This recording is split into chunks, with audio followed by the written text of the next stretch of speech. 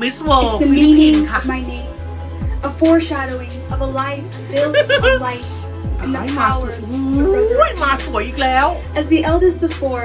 born to a ไม่แล้ว Filipino พี่เขา father รู้ and นะว่า American ป้าถู mother, ชอบอะไร my life is an exceptional tapestry of two คุณ cultures, พ่อเป็นฟิลิปปินส์ grounded คุณแม่เป็น in the ต่างชา values ติ of legacy.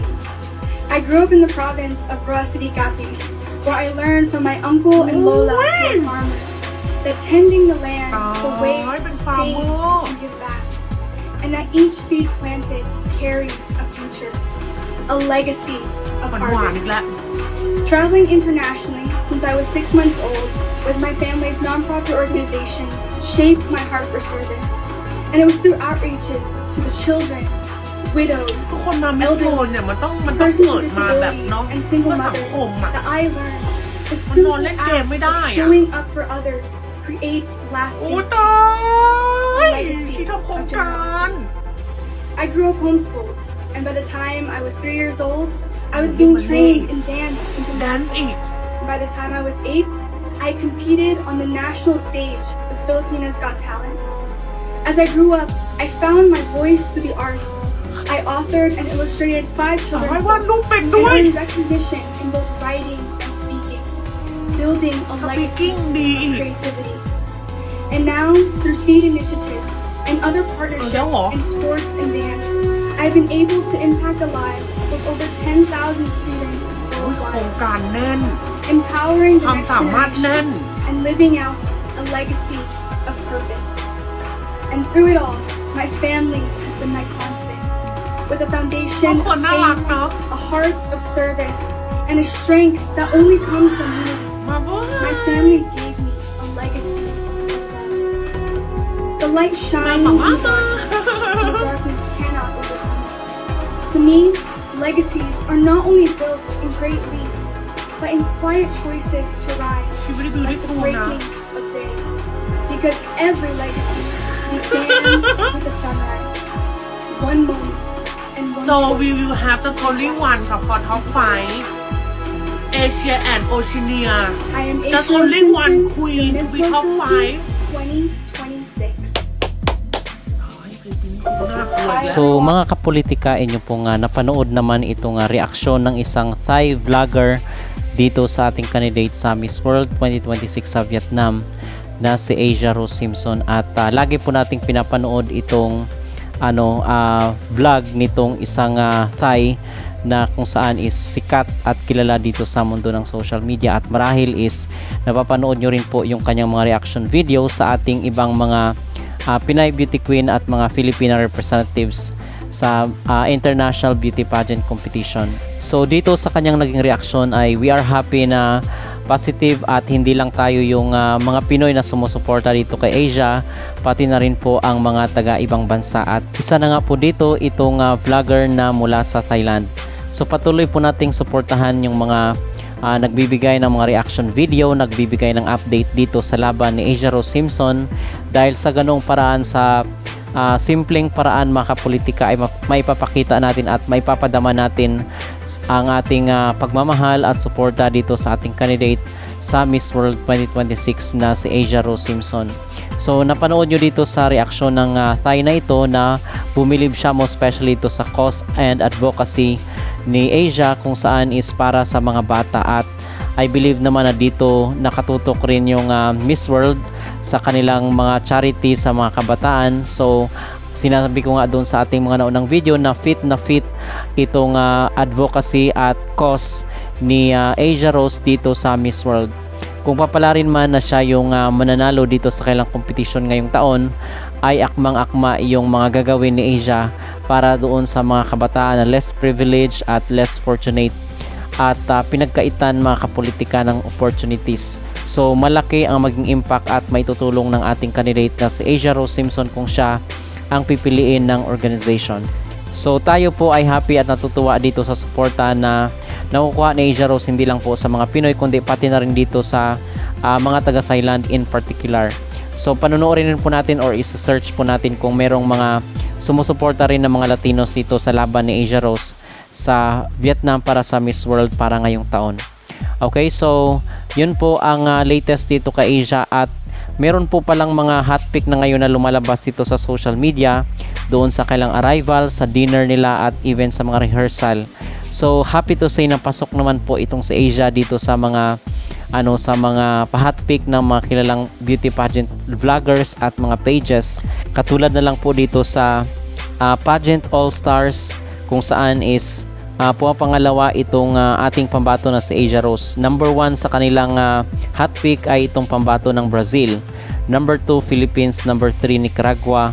number 4 si Vietnam at number 5 si Chile. At speaking of Vietnam mga kapolitika, lagi ko siyang nakikita kasama itong si Asia at malaki rin actually ang kanyang potential at malakas yung laban ni Vietnam, matangkad pa at maganda din yung kailang pambato para ngayong taon. At dito naman po tayo sa kay Jens Castro naman, ay kasama rin po itong si Asia dito sa kanyang hot pick. At according sa kanya is number 1 si Brazil, number 2 si Dominican Republic, number 3 si Czech, number 4 si Asia Rose at number 5 si Venezuela. So yun yung mga hot pick ngayon ng iba't ibang mga pageant vloggers at mga experts, mga pages dito sa social media. Sana nagaganap nga ngayon na Miss World 2026. At dahil ngayong gabi po yung kailang welcome ceremony, sana is wag umulan doon, sana is maganda ang panahon para makapag-perform at makikita natin sa Asia Rose dahil nag-rehearse na siya kanina. Nakita natin yung mga video dito sa kanilang post at nakaka-touch mga kapolitika kasi kahit sabi natin wala siyang gaanong support mula sa organization, Miss World Organization Philippines, ay talagang andon yung pagsisikap, andon yung determinasyon, andon yung pagtsatsaga mga kapolitika. Nakita natin yung positive na behavior at tumatanggap ng anumang kritisismo itong sa Asia Rose, kung ano ba yung dapat gawin, ano ba yung kinakailangan na baguhin. So yun ang maganda dahil open for criticism itong si Asia Rose at yung kanyang pamilya na sumusuporta doon sa kanyang laban sa Vietnam. So sabi natin na wag sanang panghinaan ng loob itong si Asia, dapat is magpatuloy lang siya at palakasin niya yung kanyang loob dito sa kailang laban dahil at the end of the day yung kanyang istorya ay maging inspirasyon para sa mga kababayan natin at doon sa mga pageant supporters na nagsusubaybay dito sa laban ni Asia Rose sa Miss World. So ipinasilip na rin po yung kailang stage para sa opening ceremony dito sa, I believe yung kanilang opening mga kapolitika is gaganapin sa probinsya ng Vietnam. Okay, so suportahan natin again ang laban ni Asia Rose dito sa Miss World 2026 kahit sa simpleng paraan lang. At mula po dito kay Asia is atin naman pong pag-uusapan si Bea Milan Windorski dahil nakita natin mga kapolitika yung kanyang mga followers at yung support mula sa kanyang mga pages. Although kilala siya at sikat siya, pero kaunti lang po yung mga nagpa-follow dito sa kanyang social media pages. Sana po is yung panawagan ng ating mga netizen at ng mga pageant supporters, mga Filipino pageant supporters na hoping na sana is mag-follow po tayo, pupunta po tayo dun sa kanyang page, i-search po natin dahil libre lang naman po yun mga kapolitika ang pag-support dito kay Bea Milan. At ang target nga ng kanyang team is, or yung kanyang mga fan club is sana before November is makaabot na siya ng 1 million. So ito po yung panawagan ng isang supporter ni Bea dito sa social media. Guys, baka pingin naman ng favor sa mga hindi pa naka-follow kay Bea Milan sa kanyang IG account and FB page. Please follow and support po natin siya. Alam po na kaya natin to paabutin ng 1 million bago siya lilipad ng Puerto Rico sa November. So yung suggestion ko naman para mapabilis itong pagdami ng supporters or ng followers ni Bea Milan dito sa kanyang mga social media page ay kinakailangan na bigyan niya ng magandang show ang mga Pinoy kasi doon nakakahatak na mga followers mga kapolitika. Katulad ng ginawa ni Emma Tiglao at ni Atisa Manalo kasi before is hirap sila na makaabot ng 1 million supporters or ng mga followers, pero nung nagpasabog sila ng kailang mga performance doon sa international stage is madali na lang sa kanila yung pagkuha ng mga followers dito sa social media. Kasi na-remember ko before kay Emma Tiglao is nasa 200k plus lang yung kanyang supporters at kay Atisa naman is nasa 500,000, nasa 500k before sila lumaban. Pero nung ando na sila sa Thailand ay all out ang suporta ng mga Pilipino sa kanila dahil yung ipinakita nilang performance mga kapolitika is worthy of the support. Okay, so bottom line is kinakailangan rin talaga ni Bea na magpakitang gilas rin sa kanyang laban doon sa Puerto Rico. Okay, kasi napapansin ko na ang mga Pilipino is magsusupport lang yan pag may makita sila na sila ay mamangha mga kapolitika doon sa representative na yun in particular. Okay, so ganun yung napapansin ko kasi pag wala namang relevance ay hindi naman ganoon kadali makumbinsi ang mga Pinoy na mag-follow.